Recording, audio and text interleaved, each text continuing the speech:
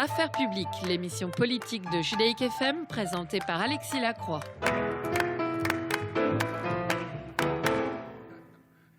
Yossi Tayeb, bonjour.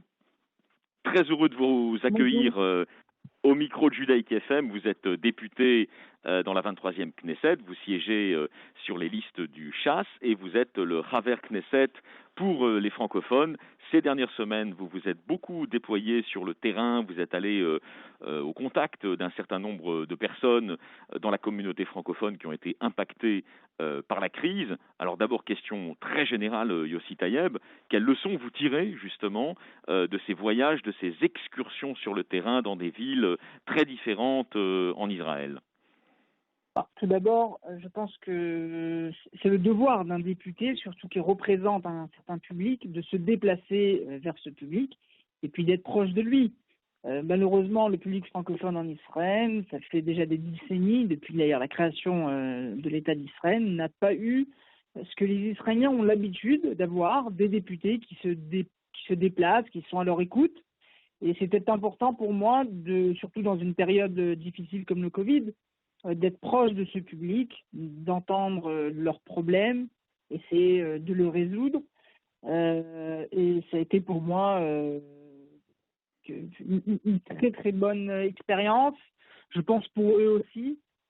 Beaucoup de problèmes ont été soulevés, que ce soit au niveau social, au niveau économique, au niveau éducatif. Et mon équipe et moi-même gérons ces problèmes par la suite au sein du cabinet. Je pense que ça donne beaucoup d'oxygène à ce public qui, comme je le disais, a été, on va dire, un peu oublié pendant toute cette période, pendant cette décennie. Et ils ont enfin j'essaye d'être la personne qui vient à leur écoute et qui essaye de résoudre leurs problèmes depuis le terrain. Donc c'était important pour moi. Vous essayez d'être en quelque sorte le député référent de cette communauté.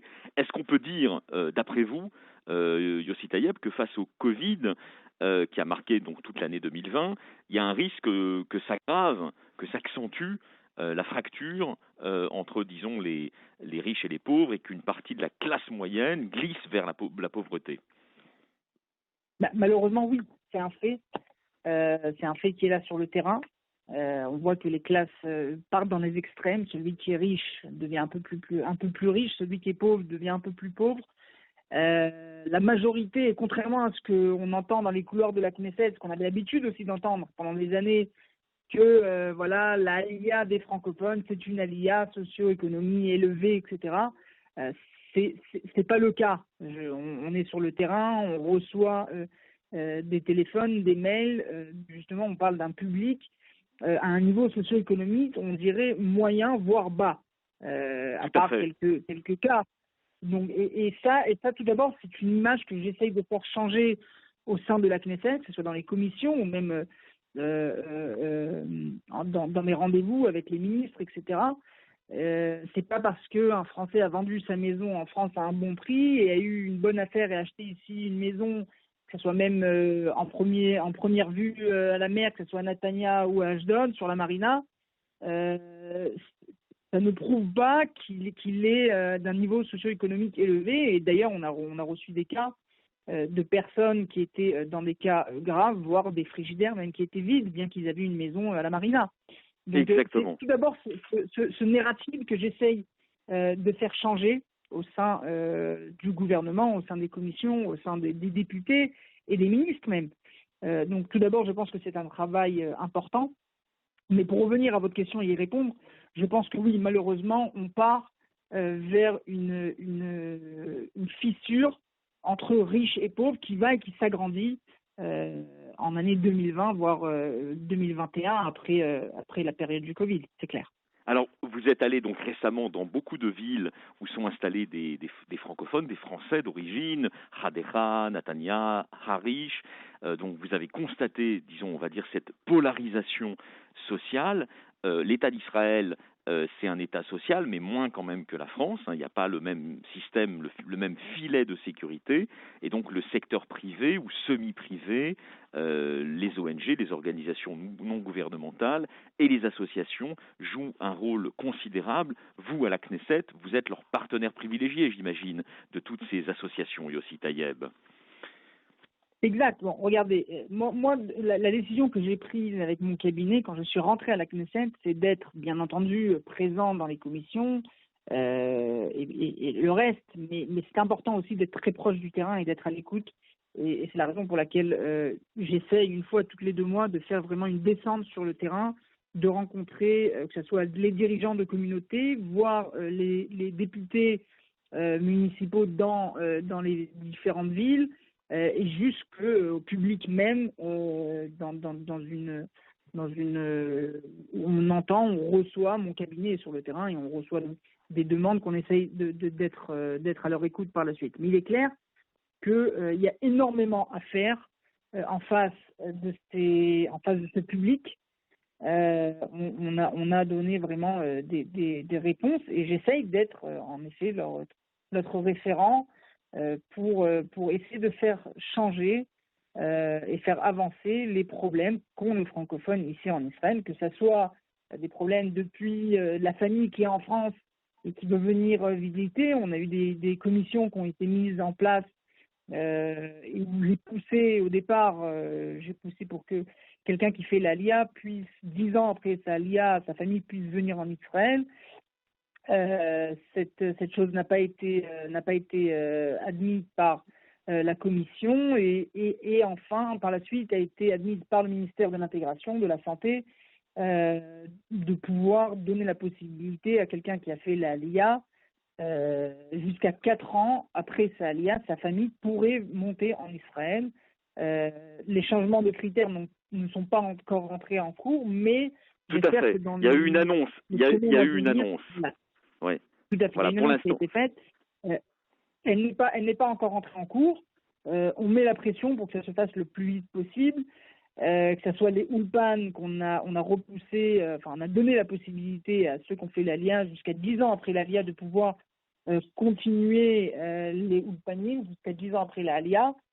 Les Ulpanim privés qui avaient été fermés avec le directeur de la commission, le député David Bitan, on a réussi à débloquer 80 millions de shekels pour donner la possibilité. Il ne faut pas oublier que c'est Olim, surtout c'est les Olim de France, qui viennent, qui veulent apprendre, qui veulent faire inscrire leurs enfants, apprendre à s'installer en Israël. Ne peuvent pas rentrer dans les ulpanim officiels du ministère de l'Éducation, qui sont dans la majorité des cas en matinée, ce qui ne leur donne pas la possibilité de pouvoir travailler ou de chercher un travail en parallèle. Donc je pense que cette chose-là a débloqué beaucoup de problèmes et a donné la possibilité justement à ces Olim de rentrer dans un ulpan privé, de faire un ulpan à l'heure qui leur convienne.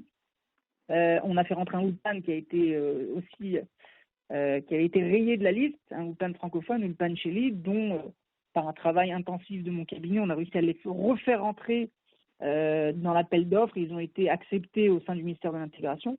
Donc je pense que voilà, il y a énormément à faire. On travaille beaucoup pour ce public. Les rajouts de coordinateurs sur le terrain, sur 182 coordinateurs aujourd'hui, on n'a même pas 5% d'entre eux sont francophones. On a à Harish des dizaines de familles francophones dont le coordinateur ne parle pas français. Donc c'était un des sujets que j'ai abordé avec le maire de Harish, des écoles qui ont été montées qui n'ont malheureusement pas encore tous les budgets par la mairie de Netanya, avec le rendez-vous avec l'adjoint au maire, on a fait bouger des choses. Donc il y a énormément à faire, énormément de travail. On n'est qu'au début. On reçoit vraiment des téléphones sur des sujets qui sont d'une extrême à l'autre, des étudiants au Ternion qui nous appellent comme quoi le Ternion avait décidé d'enlever le rajout de temps supplémentaire sur les examens, un rajout de temps qui avait été donné pendant des années de 25% du temps global. Le Ternion a décidé il y a de ça 2 semaines de ne plus donner la possibilité aux étudiants de la fac J'ai mis en place une commission qui a demandé au Ternium de revenir sur leur décision. Le Ternium, jusqu'à ce jour, reste dans cette idée et ne veut pas faire changer cette décision. Mais voilà, on passe d'un sujet à un autre, d'un public à un autre, religieux ou non, pratiquant ou non. Aujourd'hui, j'ai vraiment le mérite d'être là, à l'écoute du public francophone dans sa totalité. Et je pense que c'est un lourd lourde charge. Une lourde charge. Voilà, tout à fait. Mais il faut comprendre que, contrairement à d'autres publics de All-In, que ce soit les Éthiopiens qui ont ici à la Knesset 3 députés, que ce soit les Russes qui en ont, on les compte déjà même plus, les francophones aujourd'hui, malheureusement, n'ont qu'un député à la Knesset et on ne peut pas justement se permettre d'être le député d'un certain public, du public francophone, mais non, on doit être le député, le référent du public francophone dans sa totalité. C'est ce qui nous donne, comme on disait, l'obligation de toucher tous les sujets, que ce soit des étudiants jusqu'à des rabbins ou des All-In qui viennent d'arriver, les Ulpan, l'éducation, l'économie. Vraiment, on touche tous les sujets. Bien que je fais partie de 4 commissions à la Knesset, mais par le poids des choses et par les demandes, je suis obligé de rentrer presque dans toutes les commissions pour pouvoir essayer d'aider, de faire changer voilà. ces choses. Et donc nos auditeurs de Judaïk FM imaginent évidemment votre emploi du temps qui doit être extrêmement chargé toute la semaine, y compris pendant le week-end, même peut-être qu'à Shabbat vous êtes obligé parfois de travailler. Alors justement, depuis votre point de vue de la Knesset, quels sont les atouts de cette communauté francophone en Israël, Yossi Tayeb? Je pense un des points essentiels, je pense que c'est l'éducation, le manque de coordination quand ils arrivent en Israël. Comme je le disais, à Harish, on a un coordinateur qui ne parle pas du tout français. Et même si on a quelqu'un qui parle un peu français, il parle le français, mais il n'a pas la mentalité, il n'a pas lui-même fait la aliyah. Donc je pense qu'au niveau de l'éducation, il y a beaucoup à faire. Le système éducatif en Israël et le système éducatif en France sont différents l'un de l'autre, sur tous les plans, hein. Que ce soit même sur la méthode de faire une fraction ou des divisions en maths, etc. Le résultat sera le même, mais la méthode sera différente. Donc même moi, quand je viens pour essayer d'aider ma fille à faire des devoirs en maths, la méthode que moi j'ai étudiée en France n'est pas la même. Donc je peux pas l'aider tout simplement. Donc je pense même au plan éducatif, même sur le plan de la mentalité, sur le plan des écoles. Est-ce qu'on veut des écoles religieuses, voire orthodoxes? En France, on a grandi, la majorité des Français qui se trouvent ici en Israël, ça changera peut-être par la suite, mais ont étudié dans des écoles qui étaient des écoles juives, religieuses ou moins traditionnalistes, mais avec cette tradition juive du judaïsme francophone sur lequel on a grandi.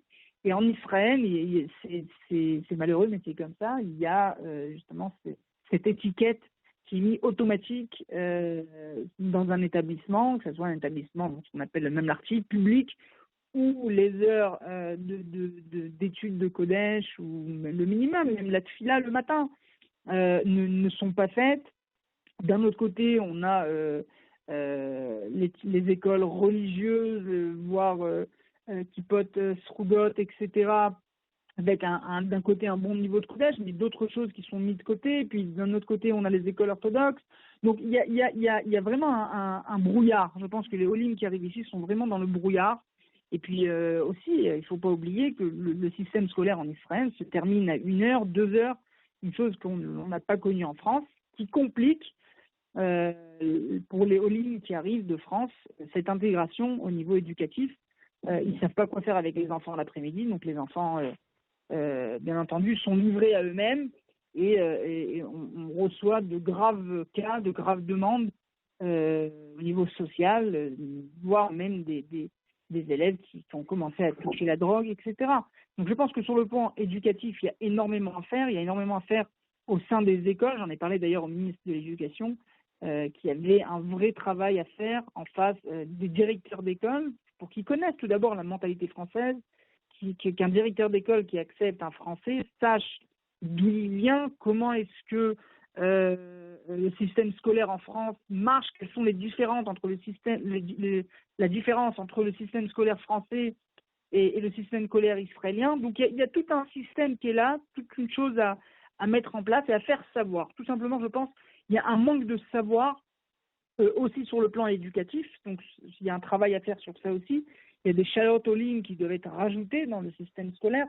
Aujourd'hui, malheureusement, le système est tel que les shayot olim qui sont donnés d'une manière ce qu'on appelle par rapport au nombre d'élèves, l'effectif d'élèves qui se trouvent dans l'établissement, ce qui fait en sorte qu'un élève ou une école qui a que un ou deux élèves francophones aura des heures minimes d'ulpan pour eux. C'est une chose, je pense, qu'il faut faire changer. J'en ai parlé d'ailleurs au cabinet du ministre de l'Éducation. Il faut donner dans chaque école la possibilité d'avoir un ulpan qui travaillerait, même si l'effectif des élèves olim dans cette école sont bas. Un olé, c'est un olé, un élève, c'est un élève, un enfant est un enfant. Et on n'a pas la possibilité, on n'a pas le droit, surtout en 2020 en Israël, un pays qui se dit d'être un pays d'Aliyah pour tous les juifs du monde, d'être confronté à des cas où un élève qui est dans une école, parce qu'il n'y a pas assez d'effectifs, ne peut pas recevoir ses shayot olim. Je pense que c'est une chose à réparer. Bon, ça sur le plan de l'éducation, on peut en parler pendant des heures. Il y a beaucoup de choses à faire changer. Il y a beaucoup de choses aussi, je pense, à préparer en amont. On a l'obligation de préparer en amont ces Olim de France et leur expliquer à eux aussi la différence entre le système éducatif israélien et francophone. D'ailleurs, c'est une chose sur laquelle je travaille. Je suis en train de mettre en place un projet d'Aliyah communautaire dont a été pris en compte avec l'agence juive mondiale et avec le ministère de l'intégration, cette possibilité de travailler en amont, de donner un ulpan en amont pour que ces Olim puissent arriver déjà prêts ou presque prêts, au moins sur le niveau de la langue et surtout au niveau éducatif, savoir à quoi ils vont être confrontés. Yossi Tayeb, donc on a bien compris que vous êtes aujourd'hui le référent à la Knesset pour l'ensemble des Olim francophones. Vous évoquez justement ce plan. On s'attend à quel chiffre au sommet de l'État d'Israël pour la venue des francophones, dont venus de France bien sûr, mais aussi de Belgique, de Canada? On s'attend à quel chiffre dans les années qui viennent, Yossi Tayeb? Je pense qu'on parle de dizaines de milliers de Olim francophones qui viendraient de Belgique ou de France. Je pense que dans les années très proches, on pourrait arriver à un chiffre de 50 000, voire 60 000 Olim.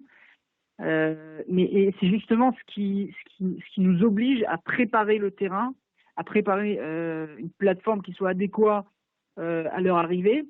Et surtout, c'est ce que je dis dans toutes les commissions, et d'ailleurs, j'ai mis en place une commission du diaspora qui sera inaugurée demain, où l'idée de ce lobby que j'ai mis en place est de préparer aussi les communautés en diaspora à ce chiffre, à ces effectifs nombreux. Absolument. La France ou la Belgique ou les pays francophones. Parce qu'en fait,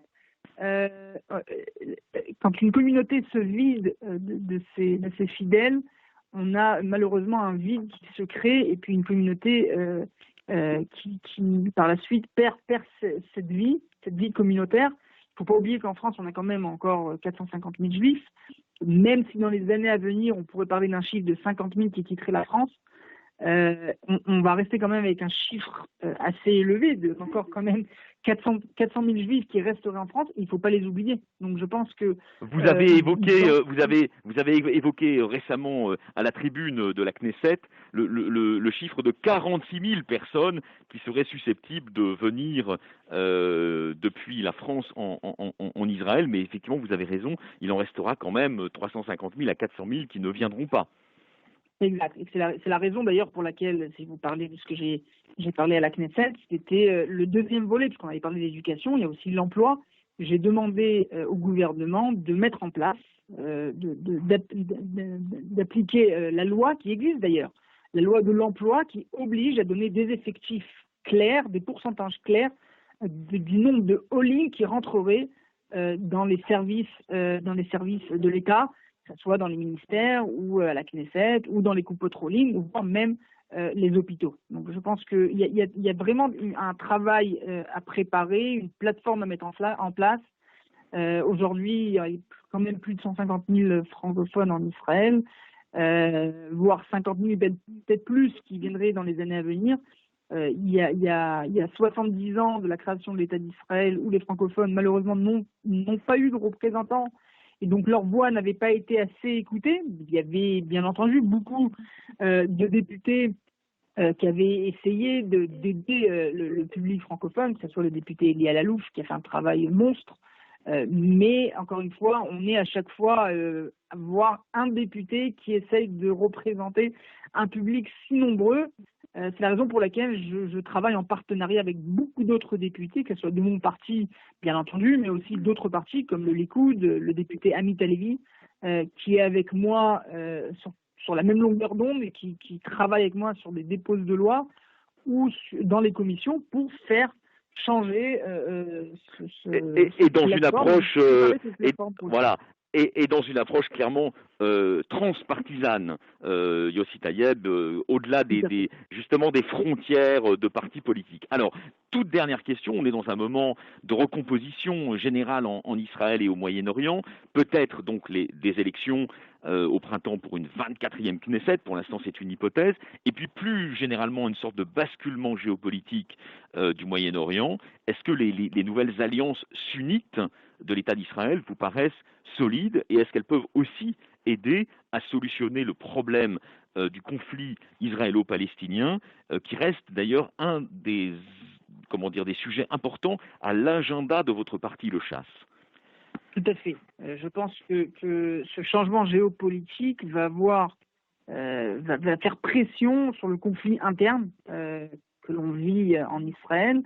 Je pense que ce changement géopolitique va être d'abord stable et va se renforcer de mois en mois et d'année en année. On va avoir de plus en plus de pays qui vont se rajouter à ça, ce qui va bien entendu faire pression aussi sur ce conflit interne et qui va aider à mettre peut-être fin à ce conflit interne qui existe en face des Palestiniens et que ce soit même sur le plan des frontières, etc. Je pense que ça va beaucoup aider. Personnellement, je suis encore optimiste. Je ne vois pas qui est le fou qui va essayer de disperser cette Knesset. On est dans une période de crise, une période grave, sur le plan économique, mais sur le plan sanitaire aussi. Ça serait une folie de venir de dépenser voire 3, peut-être à 5 milliards de shekels pour de nouvelles élections, alors que c'est de l'argent qui aurait pu rentrer en aide justement pour ces commerces, pour le social, pour aider l'emploi. Absolument. Pour faire venir encore plus de Olim en Israël. Et c'est ce que disait d'ailleurs le chef du parti à la Knesset, le député Malkieli de Chasse ce matin à la commission de la Knesset. Il leur a dit mais regardez-vous, c'est-à-dire le public israélien qui nous regarde aujourd'hui, regarde cette commission, pense qu'on est tous des fous. De venir et de disperser une Knesset dans une période si fragile du pays, et d'un côté, mais d'un autre côté, dans une période aussi où faut pas l'oublier, il faut pas le négliger. Benjamin Netanyahou a fait ce qu'on appelle le Bilti Yeouman, l'imaginable, de changer ce plan et cette géopolitique qui change tout le Moyen-Orient dans cette période-là de réussite d'un côté, mais d'une période très grave d'un autre côté, du Covid. On a besoin de stabilité. On a besoin de Tout à fait. stabilité. On a besoin de stabilité, même au prix que nos lois ne passent pas, puisque c'est vrai, il ne faut pas oublier. C'est-à-dire, il faut dire les choses telles qu'elles sont. La Knesset aujourd'hui ne travaille pas, d'accord, dépose de lois. Personnellement, j'ai plus de 7 ou 8, voire peut-être 10 lois qui ont été déposées pour le public francophone, que ce soit sur les métiers dans le domaine médical, que ce soit sur l'emploi, que ce soit sur l'éducation, que ce soit sur la ALIA. Il y a des demandes qui sont là, qui attendent des déposes de lois et qui n'avancent pas parce que la Knesset ne travaille pas. Mais avec tout ça, je reste quand même dans ma position qui est claire. Hein. C'est la position de Chasse et de Harry Deri aussi, que c'est une folie d'aller maintenant en Knesset, en élection, et de faire tomber la Knesset. On peut pas se permettre, et j'espère que les joueurs sur le terrain se réveilleront et comprendront qu'on n'est vraiment pas dans le moment, même si, encore une fois, la Knesset ne travaille pas. Il y a peut-être de bonnes raisons de faire tomber cette Knesset, mais en période de crise et en période de crise d'un côté, mais d'un changement géopolitique de l'autre côté. C'est surtout pas ce qu'il faut faire. Merci infiniment Yossi Taïeb pour ce tour d'horizon. Bon courage aussi et vraiment merci pour tout ce que vous faites. Et très bon Shabbat à vous. Merci à vous, merci à tous les auditeurs. Affaires publiques, l'émission politique de Judaïque FM présentée par Alexis Lacroix.